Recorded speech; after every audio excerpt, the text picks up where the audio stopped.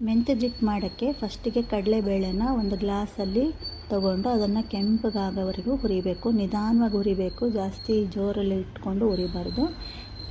Golden brown ಬರಬೇಕು ಅಲ್ಲಿವರೆಗೂ ಹುರ್ಕೊಂಡು ಒಂದು ಪಾತ್ರೆಯಲ್ಲಿ ಸಪ್ರೇಟ್ ಪಾತ್ರೆಯಲ್ಲಿ ತೆಗೆದಿಟ್ಕೊಳ್ಳಿ. ಇವಾಗ ಅದೇ ಗ್ಲಾಸಲ್ಲಿ ಹೆಸರು ಬೇಳೆನ ಅದನ್ನು ಕೆಂಪಗಾಗೋವರೆಗೂ ಹುರಿಬೇಕು. ಎಣ್ಣೆ ಹಾಕೋದು ಬೇಕಾಗಿಲ್ಲ.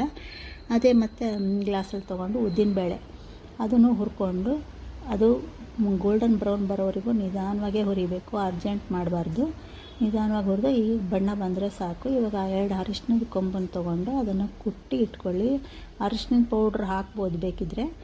ಇದು ಹಿಂಗೆ ಮಾಡಿದರೆ ಸ್ವಲ್ಪ ಘಮ ಚೆನ್ನಾಗಿರುತ್ತೆ, ಅದಕ್ಕೆ ಅರಿಶಿಣದ ಕೊಂಬನ್ನು ಕೊಟ್ಟಿಟ್ಕೊಳ್ಳಿ. ಇವಾಗ ಮೆಂತ್ಯ 2 ಸ್ಪೂನ್ನ ಅದನ್ನು ಹುರಿಯಬೇಕು.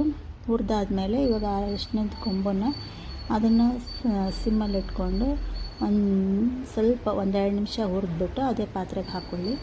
ಅದಾದಮೇಲೆ ಒಂದು ಚೂರು ಎಣ್ಣೆ ಹಾಕಿಬಿಟ್ಟು ಅದಕ್ಕೆ 2 ಸ್ಪೂನ್ ಮೆಣಸು ಹಾಕಿ 1-2 ನಿಮಿಷ ಆದಮೇಲೆ ಅದೇ ಇದಕ್ಕೆ 1 ಸ್ಪೂನ್ ಜೀರಿಗೆ ಹಾಕ್ಕೋಬೇಕು. ಜೀರಿಗೆನೂ ಹಾಕ್ಕೊಂಡು 1-2 ನಿಮಿಷ ಹುರಿದ್ಬಿಟ್ಟು ಪಾತ್ರೆಗೆ ತೆಗೆದಿಟ್ಕೊಳ್ಳಿ. ಇವಾಗ 2 ಗುಂಟೂರು ಮೆಣಸಿನ್ಕಾಯಿ ಮತ್ತು 3 ಬ್ಯಾಡಗಿ ಮೆಣಸಿನ್ಕಾಯಿನ ಮುರಿದು ಅದನ್ನು ಹುರಿಬೇಕು. ಅದ್ರ ಜೊತೆಗೆ ಕರಿಬೇವನ್ನು ಸ್ವಲ್ಪ ತೊಳೆದು ಒರೆಸಿಟ್ಕೋಬೇಕು. ಒರೆಸಿ ಅದನ್ನು ಹುರಿದ್ಬಿಟ್ಟು ಎಲ್ಲ ಹುರಿದಾದ್ಮೇಲೆ ಇವಾಗ ಅದು ತಣ್ಣಗಾಗಕ್ಕೆ ಬಿಡಬೇಕು. ಅದಕ್ಕೆ ಸ್ವಲ್ಪ ಉಪ್ಪು ಹಾಕಿ ಆಮೇಲೆ ಅದನ್ನು ಮಿಲ್ಲಿಗೆ ಹಾಕ್ಸ್ಕೊಂಡು ಬರ್ಬೋದು. ಇಲ್ಲ ಅಂದರೆ ಮನೆಯಲ್ಲೇ ಗ್ರೈಂಡ್ ಮಾಡಿಕೊಂಡು ಸಣ್ಣ ಜರಡಿ ಮಾಡ್ಕೋಬೇಕು. ಸ್ವಲ್ಪ ಮಾಡಿದರೆ ಜರಡಿ ಮಾಡಿಕೊಂಡು ಅದನ್ನು ಪೌಡ್ರ್ ಮಾಡಿಟ್ಕೋಬೇಕು. ಇದನ್ನು ಇವಾಗ ಮೆಂತ್ಯದಿಟ್ಟು ರೆಡಿ ಆಯಿತು. ಇದನ್ನು ನಾವು ಅನ್ನದ ಜೊತೆಗೆ ತಿನ್ಬೋದು. ಬಿಸಿ ಅನ್ನಕ್ಕೆ ತುಂಬ ಚೆನ್ನಾಗಿರುತ್ತೆ.